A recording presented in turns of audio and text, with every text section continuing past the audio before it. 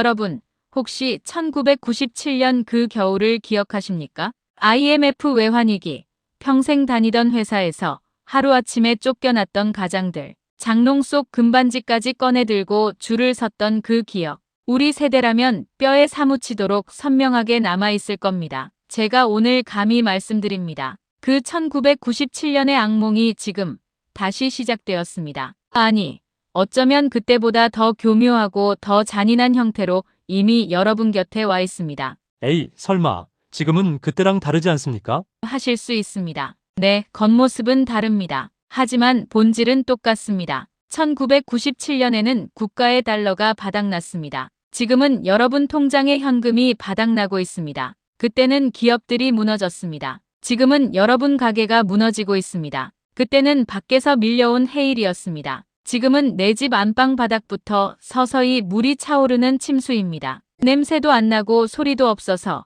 물이 목까지 차오르기 전에는 모릅니다. 환율은 1,450원을 넘나듭니다. 작년보다 20% 가까이 올랐습니다. 여러분이 가진 1억 원의 실제 가치가 8천만 원으로 줄어든 겁니다. 그런데 더 무서운 건 이 위기 속에서도 대부분의 분들이 돈을 잘못된 방식으로 보관하고 계시다는 겁니다. 한 은행에 전 재산을 몰아넣거나 이자 좋다는 말만 듣고 위험한 상품에 넣거나 집에 현금으로 쌓아두고 계신단 말씀입니다. 1997년 IMF 때는 우리가 나라를 구해줬습니다. 금 모으기 운동이라도 했습니다. 하지만 지금은 다릅니다. 아무도 여러분을 구해주지 않습니다. 나라도 은행도 자식들도요. 각자 도생. 내 목숨은 내가 지켜야 하는 시대가 왔습니다. 여러분의 노후가 걸린 문제입니다. 제 말이 어렵고 불편하게 들리더라도 부디 끝까지 귀 기울여 주시길 간곡히 부탁드립니다. 지금부터 들려드릴 이야기는 여러분의 평생을 지키는 방패가 될 것입니다. 이런 내용이 도움이 되신다면 돈 드는 거 아니니 구독 버튼과 좋아요를 한 번씩만 꼭 눌러주십시오. 가짜뉴스, 카더라가 아닌 현재의 진실과 1997년 IMF를 이겨낸 여러분이라면 반드시 이겨낼 수 있는 생존 수칙 5가지를 알려드리겠습니다. 자, 그럼 본격적으로 그 차가운 진실의 문 먼저 열어보도록 하겠습니다. 앞에서 우리는 하나의 감각을 공유했습니다. 겉으로는 큰 사고가 난 것 같지 않은데 생활은 점점 숨이 막혀온다는 느낌 말입니다. 지금은 1997년과는 순서가 정반대입니다. 기업은 멀쩡한데 가게는 조용히 무너지고 있고 금융기관보다 압박을 받는 건 개인의 통장입니다. 이 차이를 이해하지 못하면 지금의 상황은 계속 헷갈릴 수밖에 없습니다. 한국은행에 따르면 최근 수년간 우리 경제에서 가장 빠르게 불어난 것은 기업 부채가 아니라 가계 부채입니다. 중요한 건 규모 그 자체가 아니라 그 부채가 어떤 방식으로 유지되고 있느냐입니다. 과거에는 빚을 지더라도 시간이 내 편이 되어줄 수 있었습니다. 소득이 늘었고 경기가 회복됐고 버티면 숨을 돌릴 수 있었습니다. 하지만 지금의 가계는 다릅니다. 소득이 늘어도 여유가 전혀 생기지 않고 생활비와 이자 상환이 최우선을 차지합니다. 이 구조에서는 작은 변화가 바로 압박으로 느껴집니다. 금리가 조금만 변동돼도 물가가 조금만 움직여도 생활의 균형이 금세 흔들립니다. 외식을 줄이고 병원 방문을 미루고 사람 만나는 횟수를 줄이고 필요한 소비부터 하나씩 내려놓기 때문입니다. 이는 사람들이 절약하느라 소비를 줄이는 것이 아니라 줄이지 않으면 버티기 어려운 환경에 놓여 있기 때문입니다. 이 지점에서 과거와 결정적인 차이가 생깁니다. 1997년에는 나라가 회복되면 개인도 회복된다는 기대가 가능했습니다. 하지만 지금처럼 가게가 먼저 무너진다면 그 다음에 회복을 기다릴 여력은 전혀 없습니다. 그래서 이번 위기는 뉴스보다 먼저, 지표보다 먼저 각자의 통장에서 체감됩니다. 하지만 분명 같은 위기 속에서도 어떤 사람은 아직 숨을 고를 수 있고 누군가는 빠르게 압박을 받고 있습니다. 이 차이는 운이 아니라 지금까지 만들어진 돈의 구조에서 갈립니다. 지금부터 1997년 그때 그 시절을 이겨낸 여러분이라면 반드시 해낼 수 있는 생존 수칙 5가지를 알려드리겠습니다. 끝까지 듣고 꼭 살아남읍시다. 많은 분들이 이렇게 말씀하십니다. 선생님, 저는 자산이 꽤 있습니다. 집도 있고 상가도 있고 합치면 10억은 됩니다. 그래서 제가 여쭤봅니다. 그럼 지금 당장 병원비 500만 원이 필요하다면 어떻게 하시겠습니까? 그건 카드를 긁거나 아니면 자식한테 잠깐.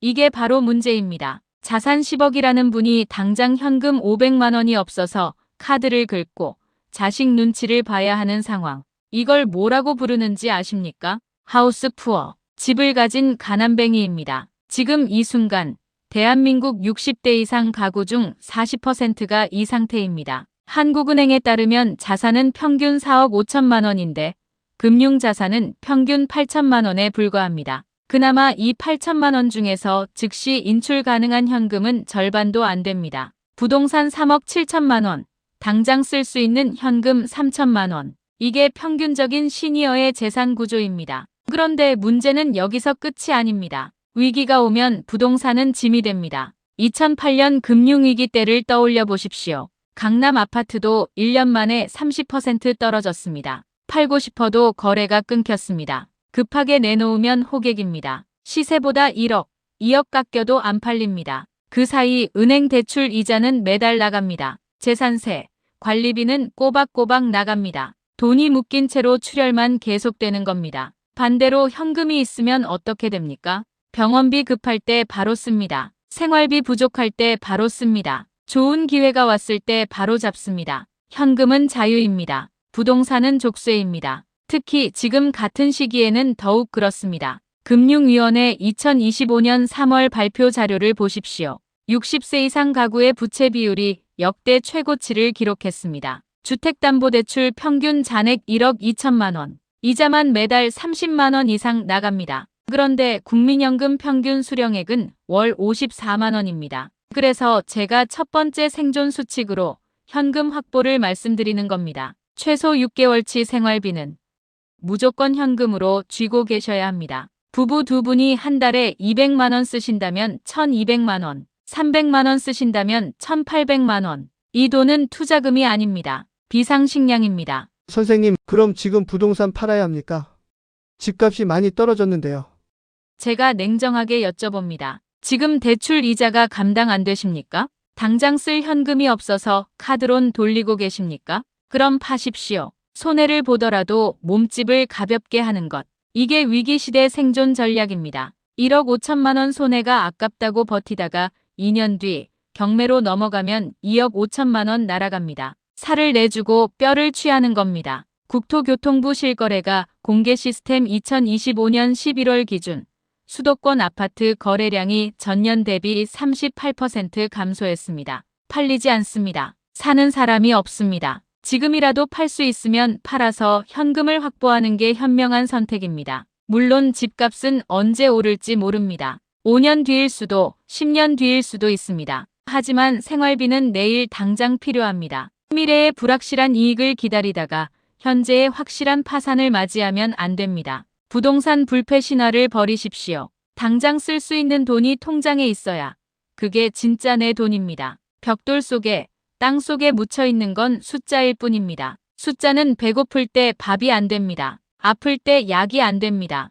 현금만이 진짜 돈입니다. 지금 여러분의 자산 구조를 점검해 보십시오. 혹시 부동산에 전부 묶여 있으신가요? 절대 안 됩니다. 최소한 6대 4의 비율까지 가져가셔야 합니다. 이것이 제2의 IMF 시대를 버티는 첫 번째 방어선입니다. 자, 이제 현금 확보를 하셨습니다. 그럼 이것보다 더 중요한 것을 알려드리겠습니다. 두 번째 생존 전략, 계란을 한 바구니에 담지 마세요. 여기서 중요한 점이 하나 있습니다. 이 현금, 금융자산 40%는 전부 한 통장에 쌓아두라는 뜻이 아닙니다. 이제부터는 어디에, 어떻게 보관하느냐가 더 중요해집니다. 많은 분들이 이렇게 생각합니다. 은행이 제일 안전하지 않습니까? 맞습니다. 은행은 안전합니다. 하지만 조건이 있습니다. 그 조건을 모르면 은행에 넣어둔 돈도 위험해집니다. 바로 예금자 보호 한도입니다. 한 금융회사당, 한 사람 기준으로 보호되는 금액은 5천만 원입니다. 이 말은 이런 뜻입니다. A은행에 5천만 원을 넣어두면 전액 보호됩니다. 하지만 1억 원을 넣어두면 보호되는 건 5천만 원뿐입니다. 나머지는 보호 대상이 아닙니다. 그래서 원칙은 단순합니다. 5천만 원씩 나눠서 여러 은행에 분산하십시오. 은행을 여러 군데 다니는 게 번거로울 수 있습니다. 하지만 평생 모은 돈을 지키는데 이 정도 수고는 감수해야 합니다. 이제 마지막으로 돈을 목적별로 나누는 문제입니다. 이걸 하지 않으면 아무리 분산해도 결국 손해를 보게 됩니다. 돈은 반드시 세 가지로 나눠야 합니다. 첫째, 당장 쓸 돈입니다. 생활비 기준으로 3에서 6개월치입니다.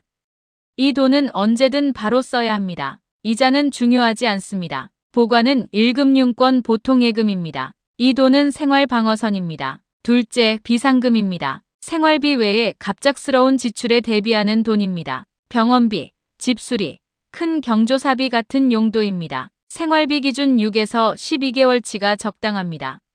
보관은 1년 만기 정기예금이 좋습니다. 너무 길게 묶지 마십시오. 이 역시 5천만 원이 넘으면 은행을 나누십시오. 셋째, 장기 보관 자금입니다. 당장 쓰지 않는 돈입니다. 이 돈은 한 방향으로 몰아두지 마십시오. 원화 정기예금이 중심이 되되 일부는 달러와 금으로 나눕니다. 현실적인 비율은 이렇습니다. 원화 정기예금 70에서 80%, 달러 예금 10% 내외, 금, 은, 실물 10% 내외.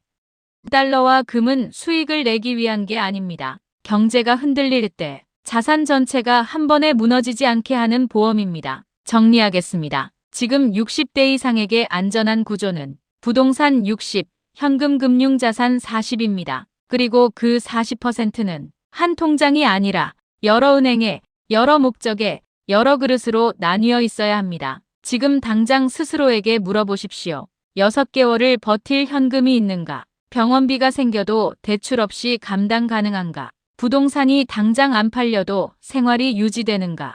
이 중 하나라도 아니다라면 문제는 자산 규모가 아니라 구조입니다. 구조를 바꾸지 않으면 버티는 게 아니라 점점 밀리게 됩니다. 자, 이제 현금도 확보했고 분산도 했습니다. 지금부터가 진짜 위험합니다. 세 번째 생존 전략, 친절한 사람을 믿지 마십시오. 여러분, 사기꾼은 어떤 얼굴을 하고 있을까요? 무서운 얼굴, 험상궂은 말투, 아닙니다. 사기꾼은 세상에서 가장 친절합니다. 가장 다정합니다. 가장 먼저 여러분을 걱정해주는 척합니다. 금융감독원 발표 자료에 따르면 60대 이상 금융사기 피해액이 연간 3,200억을 넘었습니다. 하루 평균 8억 7천만 원씩 시니어들이 사기당하고 있습니다. 왜 이렇게 많이 당할까요? 친절함을 믿었기 때문입니다. 첫 번째 함정. 좋은 정보 드릴게요. 68세 정순덕 씨. 동네 복지관에서 만난 분이 이렇게 접근했습니다. 어르신, 요즘 은행 이자가 너무 낮죠? 제가 좋은 정보 하나 드릴게요. 저희 아들이 증권회사 다니는데요. 곧 상장될 회사 주식을 미리 살 수 있대요. 상장만 되면 최소 3배는 오른답니다.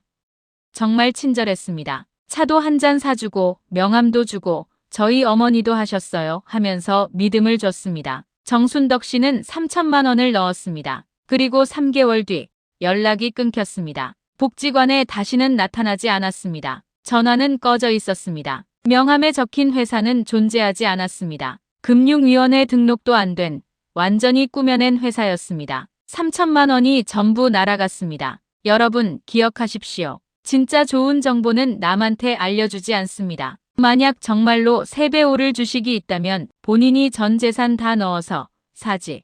왜 모르는 사람한테 알려줍니까? 좋은 정보라는 말이 들리는 순간 귀를 막으십시오. 두 번째 함정. 원금 보장의 고수익. 또 다른 사례입니다. 72세 박미자 씨. 은행 정기예금 이자가 3%밖에 안 나온다고 아쉬워하셨습니다. 그때 지인이 소개했습니다. 여기 P2P 대출 플랫폼인데요. 정부 인가받은 곳이에요. 원금도 보장되고 연 8% 줍니다. 요즘 누가 은행에 돈 맡기나요? 이자도 낮은데 요즘 똑똑한 사람들 다 하고 있어요. 회사 홈페이지도 그럴듯했습니다. 금융위원회 등록 번호도 있었습니다. 박미자 씨는 예금을 빼서 5천만 원을 투자했습니다. 첫 달 이자 33만 원 들어왔습니다. 오, 진짜네? 둘째 달 또 33만 원 들어왔습니다. 역시 좋은 정보였어. 셋째 달부터 입금이 안 됐습니다. 회사에 연락했더니 대출자 연체가 많아서 회수 중이라고 했습니다. 6개월이 지나서 원금을 돌려달라고 했더니 돌아돈 답변은 냉정했습니다. 투자 원금은 보장 대상이 아닙니다. 약관에 다 나와 있습니다. 박미자 씨는 그제야 약관을 읽어봤습니다. 작은 글씨로 빼곡하게 원금 손실 가능 투자 위험 본인 부담이라고 적혀 있었습니다. 결국 5천만 원 중 1천만 원만 돌려받았습니다. 여러분, 세상에 공짜는 없습니다. 원금 보장하면서 은행보다 높은 이자를 준다. 100% 거짓말입니다. 현재 1금융권 정기예금 최고 금리는 연 3.5% 정도입니다.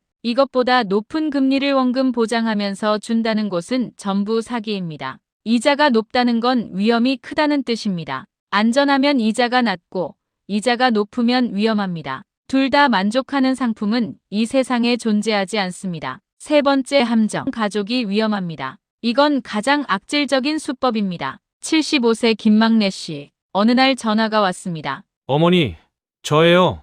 급한 일이 생겼어요. 목소리가 아들 같았습니다. 조금 다른 것 같기도 한데 감기 걸렸나 싶었습니다. 사고를 냈는데 합의금이 급해요. 지금 변호사 사무실인데 3천만 원만 급하게 보내주세요. 제 통장은 지금 막혀 있어요. 김막래 씨는 겁이 났습니다. 아들이 사고를 냈다니. 어디로 보내면 되니? 이 계좌로 급하게 보내주세요. 꼭 오늘 안에요.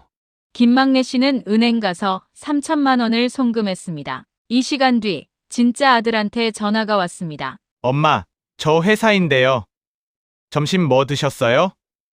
그제야 알았습니다. 사기였다는 것을. 경찰에 신고했습니다. 하지만 돈은 이미 중국으로 빠져나간 뒤였습니다. 3천만 원 영영 날아갔습니다. 이게 바로 보이스피싱입니다. 요즘은 AI 기술로 목소리까지 흉내냅니다. 진짜 아들 목소리처럼 들립니다. 가족이든 경찰이든 검찰이든 은행 직원이든 전화나 문자로 돈을 요구하는 경우는 지구상에 없습니다. 그런 연락이 오면 무조건 전화를 끊으십시오. 그리고 다른 전화기로 직접 가족에게 꼭 직접 확인하십시오. 걸려온 전화는 목소리도 같습니다. 확인하기 전까지는 절대 돈을 보내지 마십시오. 일단 끊고 직접 확인. 이 원칙만 지키면 99%는 막을 수 있습니다. 네 번째 함정, 사랑해요. 이건 정말 비열한 수법입니다. 70세 이선진 씨, 배우자를 먼저 보내고 혼자 사셨습니다. SNS에서 누군가 친구 신청이 왔습니다. 프로필 사진은 잘생긴 중년 남성이었습니다. 메시지가 왔습니다. 안녕하세요. 프로필 보고 인사드립니다. 품격 있으신 분 같아서 말씀 나누고 싶었습니다. 정말 느껴보지 못한 다정함이었습니다. 자식도 안 하는 안부를 매일 물었습니다. 오늘 날씨가 너무 좋네요. 식사는 하셨어요? 오늘 춥대요. 따뜻한 옷 입고 나가세요. 이모 씨는 외로움이 조금 덜해졌습니다. 3개월 뒤 그 사람이 말했습니다. 제가 해외 파견 군인인데요. 선지님 볼 겸 한국으로 갈 건데 짐을 보내려니 통관비가 필요하네요. 500만 원만 빌려주시면 바로 갚겠습니다. 이모 씨는 고민했습니다. 3개월 동안 정이 들었습니다. 친구라고 믿었습니다. 500만 원을 보냈습니다. 그 순간 연락이 끊겼습니다. SNS 계정도 삭제됐습니다. 이게 바로 로맨스 스캠입니다. 외로운 노년의 마음을 노리는 아주 악질적인 범죄입니다. 국제연애사기예방센터 통계에 따르면 2024년 피해자 중 60대 이상이 47%였습니다. 절반 가까이가 시니어입니다. 여러분 기억하십시오. 얼굴 한 번 안 본 사람이 돈 이야기 꺼내면 그 즉시 차단하십시오. 영상통화도 안 됩니다. 아무리 친절해도 아무리 다정해도 돈 이야기 나오는 순간 100% 사기입니다. 이제 여러분께 강력한 무기 하나를 드리겠습니다. 누군가 이거 대박입니다. 투자하세요. 좋은 기회 드립니다. 라고 접근하면 딱 한마디만 물으십시오. 그렇게 좋은 거면 당신 혼자 다 하지.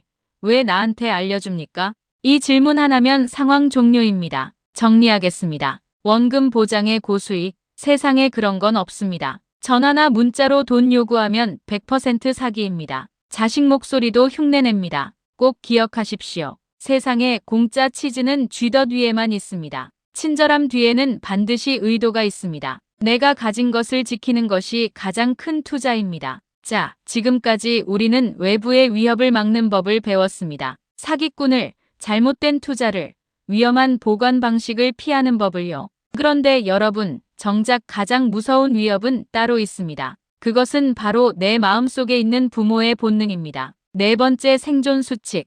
자녀에게 가난한 부모가 될 용기를 가지십시오. 이게 제일 어렵습니다. 제일 마음 아픕니다. 하지만 제일 중요합니다. 여러분, 이런 경험 있으십니까? 자식이 찾아와서 말합니다. 아버지, 이번 한 번만 도와주세요. 사업 자금이 급해요. 성공하면 다 갚을게요. 엄마, 집 계약금이 부족해요. 이번 기회 놓치면 평생 내 집 마련 못해요. 부모 마음이 오죽하겠습니까? 자식이 어려우면 내가 대신 아파도 도와주고 싶은 게 부모입니다. 그래서 결국 노후 자금으로 챙겨둔 돈을 꺼내줍니다. 심지어 살던 집 담보 잡혀서 대출까지 받아줍니다. 괜찮아, 우리 자식인데. 실제 사례입니다. 69세 최민철 씨. 아들이 사업 자금으로 5천만 원이 필요하다고 했습니다. 최민철 씨는 평생 모은 노후 자금 중에서 5천만 원을 꺼내줬습니다. 1년 안에 갚을게요, 아버지. 2년이 지났습니다. 사업은 실패했습니다. 아들은 5천만 원은커녕 생활비도 없어서 다시 손을 벌렸습니다. 최모 씨는 이번엔 집을 담보로 3천만 원을 빌려서 또 줬습니다. 이번엔 진짜 마지막이야. 3년 뒤 아들은 신용불량이 됐습니다. 갚을 능력이 완전히 사라졌습니다. 최민철 씨는 집 담보대출 이자를 내지 못해 끝내 집이 경매로 넘어갔습니다. 78세에 집 없이 전세방으로 쫓겨났습니다. 아들은 파산했습니다. 부모도 망했습니다. 둘 다 무너진 겁니다. 여러분, 독하게 말씀드립니다. 지금 경제 위기는 밑빠진 독과 같습니다. 여러분이 그 귀한 노후 자금 부어줘봤자 자식의 빚 감당 못합니다. 자녀에게 가장 큰 효도는 무엇입니까? 여러분이 아프지 않고 손 안 벌리고 스스로 노후를 해결하는 겁니다. 지금 당장 자식 도와주다가 여러분 노후 무너지면 나중에 병원비는 누가 냅니까? 요양원비는 누가 냅니까? 그때는 자식들이 여러분을 원망합니다. 왜 그때 우리 말리지 않으셨어요? 왜 무리하게 도와주셨어요? 이게 현실입니다. 지금 당장 자식들을 불러다 앉혀놓으십시오. 그리고 솔직하게 선언하십시오. 내가 가진 노후 자금은 딱 이만큼이다. 이 돈은 우리 부부가 죽을 때까지 써야 할 생명줄이다. 그러니 너희에게 더 이상 금전적인 지원은 해줄 수 없다. 대신 우리도 너희에게 손 벌리지 않고 알아서 잘 살 테니 너희도 너희 인생 책임져라. 이게 경제적 독립선언입니다. 처음에는 서운해할 수 있습니다. 다른 집은 다 도와주던데 왜 유별나세요? 흔들리지 마십시오. 통계청 자료에 따르면 60대 이상 중 자녀 지원으로 노후 자금이 고갈된 비율이 23%입니다. 10명 중 2명이 자식 도와주다가 스스로 빈곤층으로 떨어졌습니다. 그 집들도 처음엔 우리 자식인데라고 시작했습니다. 결과는 부모도 자식도 둘 다 망했습니다. 그럼 냉정하게 버리라는 겁니까? 아닙니다. 사랑은 주되 돈으로 주지 마십시오. 자식이 어려울 때 해줄 수 있는 건 많습니다. 밥 해주기, 손주 봐주기, 이야기 들어주기, 조언해주기. 하지만 돈은 절대 안 됩니다. 돈을 주는 순간 자식은 스스로 책임지는 법을 배우지 못합니다. 어차피 부모님이 있으니까 하면서 무책임해집니다. 진짜 사랑은 자립하게 만드는 겁니다. 너희는 너희 힘으로 살아야 한다고 가르치는 겁니다. 그게 부모가 자식에게 해줄 수 있는 마지막이자 최고의 가정교육입니다. 또 하나 중요한 게 있습니다. 자녀 명의로 통장 만들거나 부동산 사주는 것도 절대 안 됩니다. 나중에 상속세 안 내려고 미리 물려주는 거 절대 안 됩니다. 명의가 자녀로 넘어가는 순간 자녀가 빚지면 압류당합니다. 자녀가 이혼하면 재산분할 대상입니다. 국세청이 보면 증여세 대상입니다. 여러분 돈이 여러분 손을 떠나는 겁니다. 상속세 아끼려다가 전 재산 날리는 겁니다. 상속세는 나중 문제입니다. 지금 당장 여러분이 살아야 합니다. 내 돈은 내 명의로 내가 죽을 때까지 내가 관리합니다. 이게 원칙입니다. 여러분은 자식 키우느라 할 만큼 하셨습니다. 먹이고 입히고 가르치고 결혼시키고 이제 여러분 차례입니다. 자식에게 미안해하지 마십시오. 이제는 나를 위해 산다고 당당하게 말하십시오. 그게 이기적인 게 아닙니다. 그게 진짜 책임지는 부모의 모습입니다. 나중에 자식들이 고맙다고 할 겁니다. 부모님이 건강하게 손 안 벌리고 사셔서 복받았다고 생각할 겁니다. 매정하다고 욕하셔도 좋습니다. 하지만 내 노후 자금은 내 생명줄입니다. 절대 무슨 일이 있어도 사수하셔야 합니다. 자식 도와주다가 여러분이 무너지면 나중에 그 짐은 고스란히 자식들이 짊어집니다. 지금 독하게 선 긋는 게 자식을 위한 길입니다. 자, 지금까지 우리는 4가지 생존 수칙을 배웠습니다. 현금을 확보하고, 분산 보관하고, 친절한 사람을 경계하고 자녀와 경제적으로 독립하는 법까지. 그런데 여러분, 아는 것과 실행하는 것은 완전히 다릅니다. 머리로만 알고 있으면 아무 소용이 없습니다. 5번째 생존 수칙. 지금 당장 실행하십시오. 오늘 영상 끝나고 30분만 투자하십시오. 이 5가지만 실행하면 여러분의 노후 자금 방어선이 완성됩니다. 첫 번째, 지난 3개월 입출금 내역을 뽑아서 빨간 줄을 그으십시오. 은행에 가십시오. 창구 직원한테 말하십시오. 지난 3개월치 입출금 내역서 뽑아주세요. 카드 명세서도 같이 뽑으십시오. 집에 와서 앉으십시오. 빨간 펜 하나 준비하십시오. 내역을 한 줄 한 줄 보면서 물어보십시오. 이거 내가 꼭 써야 했나? 안 보는 케이블 방송 월 이용료 15,000원. 빨간 줄 긋습니다. 안 쓰는 부가 통신 서비스 3,000원.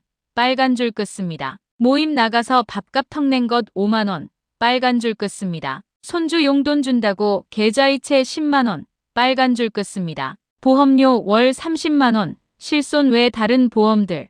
빨간 줄 긋습니다. 다 긋고 나서 합산해 보십시오. 한 달에 30만 원 이상 나올 겁니다. 1년이면 360만 원입니다. 이 돈이 지금 구멍으로 새고 있습니다. 내일 당장 해지하십시오. 케이블 방송 해지, 통신사 전화해서 부가 서비스 해지, 필요 없는 보험 해지, 전화 몇 통이면 끝납니다. 30분 투자로 1년에 360만 원 아낍니다. 두 번째, 보험 증권을 전부 꺼내서 한 곳에 모으십시오. 집안 구석구석 뒤지십시오. 서랍, 장롱, 책상, 어디든 보험 증권 숨어 있습니다. 전부 찾아서 식탁 위에 펼쳐 놓으십시오. 너무 많으신가요? 놀라지 마세요. 한 분당 평균 5.2개 가입되어 있습니다. 하나하나 보십시오. 실손의료보험이 몇 개입니까? 2개 이상이면 문제입니다. 실손보험은 중복 보장 안 됩니다. 병원비 100만 원 나왔다고 보험 2개에서 각각 100만 원씩 받는 게 아닙니다.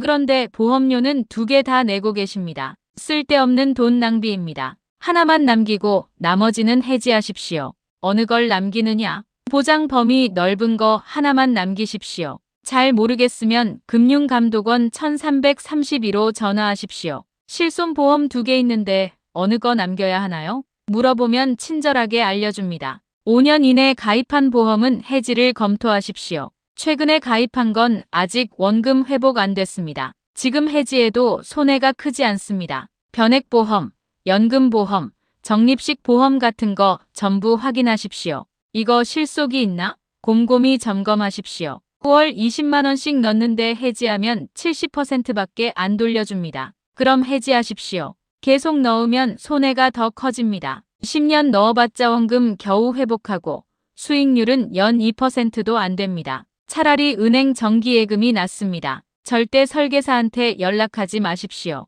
설계사는 여러분이 보험 해지하는 순간 수수료 환수당합니다. 그래서 절대 해지 권하지 않습니다. 해지하면 새로운 자기 상품으로 권유합니다. 속지 마십시오. 설계사는 수수료를 위해 설계합니다. 여러분 노후를 위해 설계하지 않습니다. 세 번째, 통장 잔고를 확인하고 5천만 원 넘으면 분산하십시오. 스마트폰 여십시오. 은행 앱 들어가십시오. 잔고가 얼마입니까? A은행 8,500만 원, B은행 0원, C은행 0원. 위험합니다. A은행에 문제 생기면 3,500만 원 날아갑니다. 오늘 바로 나누십시오. 네 번째, 생활비 전용 보통예금 통장을 만드십시오. 지금 여러분 돈이 전부 정기예금에 묶여 있습니까? 위험합니다. 급하게 돈 필요할 때마다 정기예금 중도 해지합니다. 이자 못 받습니다. 당장 쓸 돈은 따로 빼놓으십시오. 가까운 은행 가십시오. 보통예금 통장 하나 만드십시오. 이름을 정하십시오. 생활비 전용이라고 메모하십시오. 여기에 3개월에서 6개월치 생활비를 넣으십시오. 부부 2분이 한 달에 200만 원 쓴다면 3개월치는 600만 원, 6개월치는 1200만 원입니다.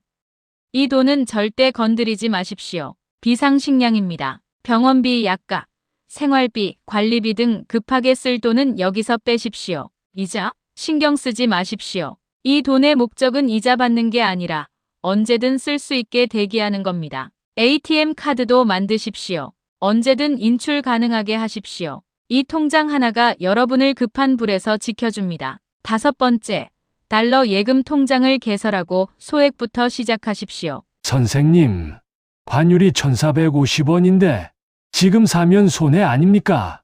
더 오를 수도 있고 내릴 수도 있습니다. 아무도 모릅니다. 그래서 지금 바로 시작하는 겁니다. 단 조금씩 은행 가십시오. 외화 예금 통장 만들고 싶습니다. 하십시오. 달러 예금 계좌 만들어집니다. 첫 달 100만 원어치 달러 매수합니다. 환율 1,450원이면 약 690달러 정도 삽니다. 둘째 달 100만 원어치 달러 매수합니다. 환율 1,480원으로 올랐습니다. 약 675달러 삽니다. 셋째 달 100만 원어치 달러 매수합니다. 환율 1,420원으로 내렸습니다. 약 704달러 삽니다. 3개월 동안 300만 원 넣으면 평균 환율은 1,450원 정도입니다. 이렇게 나눠 사면 환율 등락에 상관없이 평균값으로 삽니다. 한꺼번에 사지 마십시오. 위험합니다. 매달 조금씩 사십시오. 목표는 전체 자산의 10% 정도입니다. 자산이 5천만 원이면 500만 원어치 달러. 5개월에 걸쳐서 월 100만 원씩 사면 됩니다. 왜 달러를 사야 할까요? 한국 경제가 흔들리면 원화 가치가 떨어집니다. 그때 달러를 가지고 있으면 재산이 지켜집니다. 1997년 IMF 때 원달러 환율이 800원에서 2,000원으로 올랐습니다. 달러를 가진 사람은 재산이 2.5배로 늘었습니다. 원화만 가진 사람은 가치가 반토막 났습니다. 달러는 보험입니다. 집에 불 날 때 대비해서 화재보험 드는 것처럼 경제 위기 대비해서 달러를 가지는 겁니다. 자, 정리하겠습니다. 오늘 영상 끝나고 바로 실행할 5가지입니다. 하나, 입출금 내역 뽑아서 세는 돈 찾기. 빨간 줄 긋기. 둘, 보험 증권 전부 꺼내서 중복 보장 확인. 실손 2개 이상이면 1개만 남기기. 5년 이내 가입은 해지 검토. 셋, 통장 잔고 5천만 원 넘으면 다른 은행으로 분산. 넷, 생활비 전용 보통예금 통장 만들기. 3개월에서 6개월치. 5, 달러 예금 통장 개설하고 매달 조금씩 사기. 이 5가지만 실행하면 방어선 완성됩니다. 미루지 마십시오. 나중에 해야지 하는 순간 영영 안 합니다. 오늘 당장 하십시오. 30분이면 됩니다. 이 30분이 여러분의 노후 30년을 지킵니다. 긴 시간 동안 저와 함께 달려오셨습니다. 지금까지 끝까지 함께 해주신 분들은 이미 많은 분들보다 한 발 앞서 계신 분들입니다. 제가 이렇게 목이 터져라 강조하고 또 강조한 이유는 단 하나입니다. 여러분의 남은 인생이, 여러분의 그 피땀 어린 돈이 너무나 소중하기 때문입니다. 지금 밖에는 제2의 IMF라는 차가운 바람이 몰려오고 있습니다. 누군가는 준비 없이 그 바람을 맞고 쓰러지겠지만 여러분만은 튼튼한 방어선 안에서 이 바람이 지나가기를 기다리실 수 있을 겁니다. 자, 복습이 공부의 완성이라고 했습니다. 오늘 나눈 수많은 이야기 중 이것만큼은 자다가도 벌떡 일어나서 외워야 할 생존 수칙 5가지 마지막으로 딱 정리해 드립니다. 머릿속에 사진 찍듯이 저장하십시오. 첫째, 부동산 불패 신화를 버리고 현금을 확보하십시오. 집값이 영원히 오를 거라는 환상에서 깨어나야 합니다. 최소 6개월에서 1년치 생활비는 무조건 통장에 넣어 두십시오. 부동산과 현금의 비율, 최소한 6대4까지 가져가셔야 합니다. 둘째, 계란을 한 바구니에 담지 마십시오. 한 은행당 보호되는 금액은 5천만 원까지입니다. 그리고 돈을 3가지로 나누십시오. 당장 쓸 돈은 보통예금에, 비상금은 1년 정기예금에, 장기 보관 자금은 원화 70%, 달러 15%, 금 15%로 분산하십시오. 셋째, 친절한 사람을 믿지 마십시오. 세상에 공짜는 없습니다. 좋은 정보 드릴게요. 원금 보장에 고수익. 이런 말이 들리는 순간 귀를 막으십시오. 특히 친절한 목소리에 전화 제일 조심하십시오.